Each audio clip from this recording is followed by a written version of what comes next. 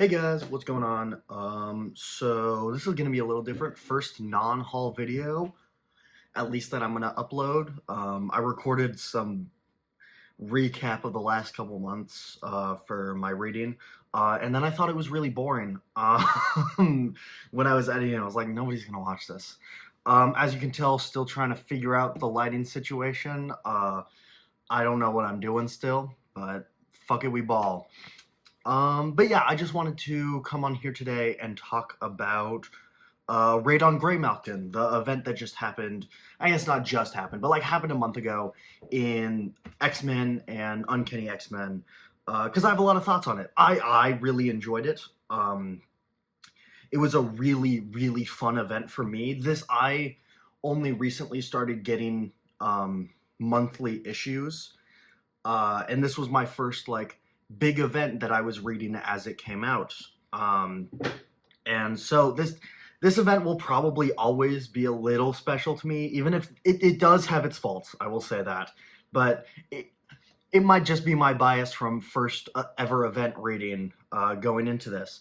But I personally really enjoyed it. I've seen a lot of complaints about Scott acting out of character specifically, and I kind of just want to talk about that because I think, yes, Scott was acting out of character.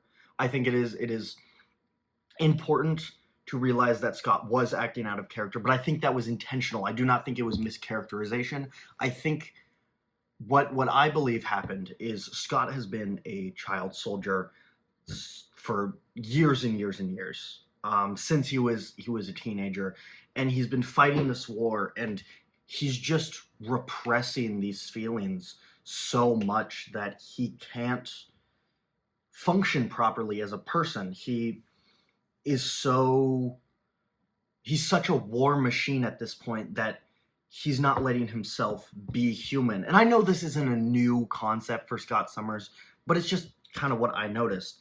And when he at the start of the X-Men run, he's a very well-oiled machine with a couple hiccups here and there. Like, he has a panic attack after talking to the government person. He's a well-oiled machine that's starting to show cracks, because that's what happens over time with machines, is they crack and they break, and yeah, it's what happens with people all the time. And I think what this arc is showing is that Krakoa fully broke Scott.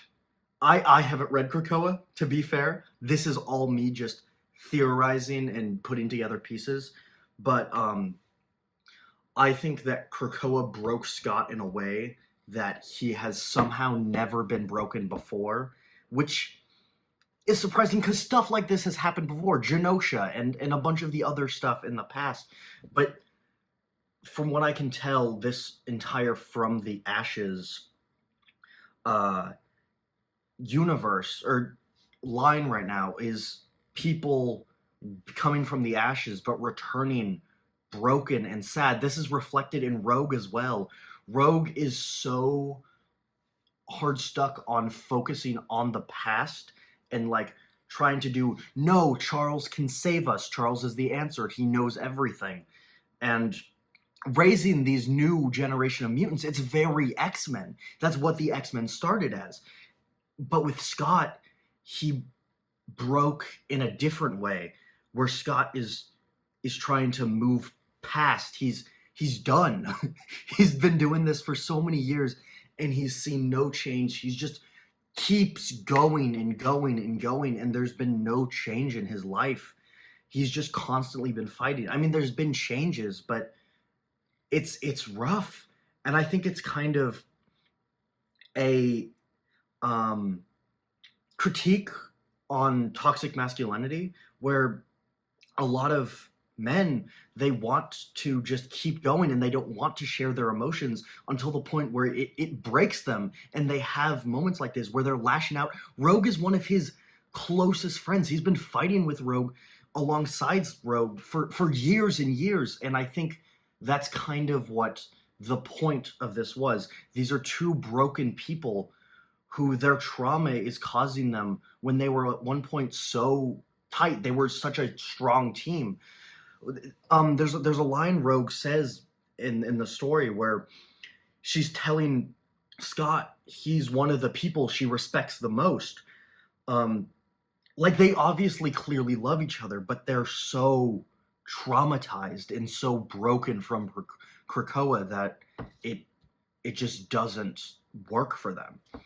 And I think that's really, really good writing. I know a lot of people have complaints, and I know this is stuff that's been done before, kind of, and it's probably been done better, but I haven't read it yet.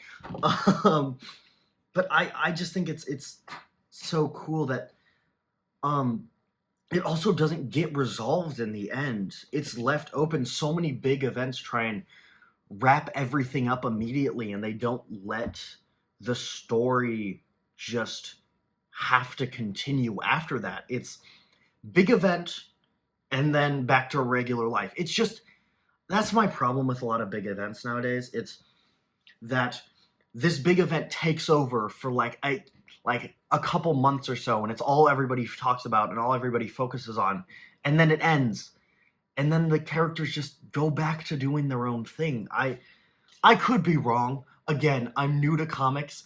My main example of this is Absolute Power, which, yeah, they're still dealing with ramifications, but like half of the people are just fine. I don't know. And sometimes it's a good thing. I prefer Green Arrow now, the current Green Arrow All-In book, to the Dawn of DC one. I don't really like that book that much.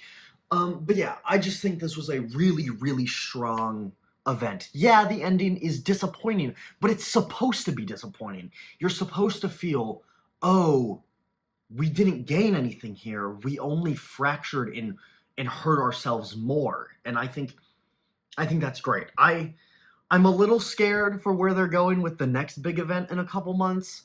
I really don't want there to be another big event back to back, but X-Men's got X-Men.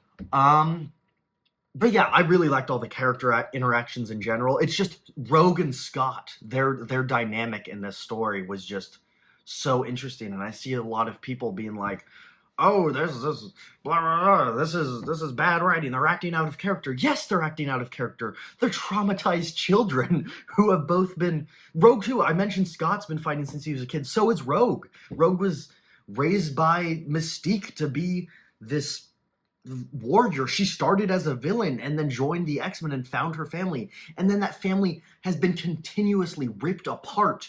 And for both of these people, they're such traumatized child soldiers who are so stubborn in their ways that their way of thinking is getting in the way of them loving each other. And if that's not topical today, I don't know what is. Hey guys, Editor Daniel here. I was editing the video when I got to this part and realized I was talking about politics. And I think politics are something that is very important to comics in general. There's this amazing TikToker, Drew something. I don't remember his name, but it's Drew something. He was the one who did the video of like, what political candidate would this member of the DC universe vote for? Yeah, great stuff. I love his stuff.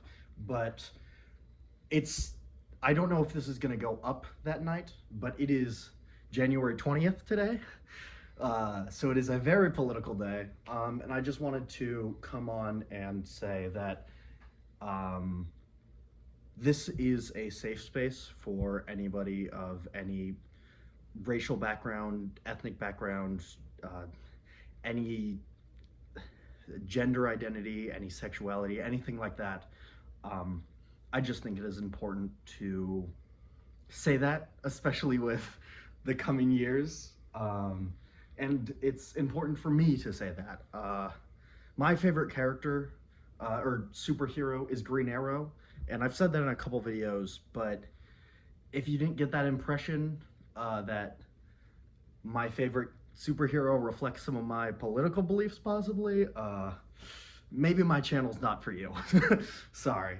But yeah, I think politics is something that's very important, and I want to be open, and I want to talk about politics in a way that talk about politics and comics in a way that help discussion and how politics can enforce or how comics can enforce politics. I don't know. I'm rambling a little bit. I gotta get back to editing the video. Like I said, not sure if it's going up that day, but just thought it was important to mention. But not to make it, yeah. But yeah, it's just so. I really liked it, and I feel like I'm not seeing a lot of people talk about it from that angle of two incredibly broken, traumatized people fighting. They're family that is angry at each other over differences in ideals. That's something I'm sure most people have had to deal with. You all have that fuck ass uncle who's insane, or your brother like stealing your toys when you're younger. You fight your siblings. You fight, and they're family. And yes, it's on a larger scale, but they're both two traumatized kids who are family fighting over their differences, except the weight of the world and mutant kind rests on their shoulders. But yeah, this is gonna be a pretty short video, or maybe not. It looks like it's 9 minutes. But that's just kind of my thoughts on Graymalkin. Little late of a video. I want to do videos more like this more often, where I'm kind of going through and talking about why I like specific stories. I've been thinking about doing a series on my channel for a little while, talking about like why I love blank, and just talking about that character. And yeah, got this far, listen to me ramble. Thanks for watching. Have a good one.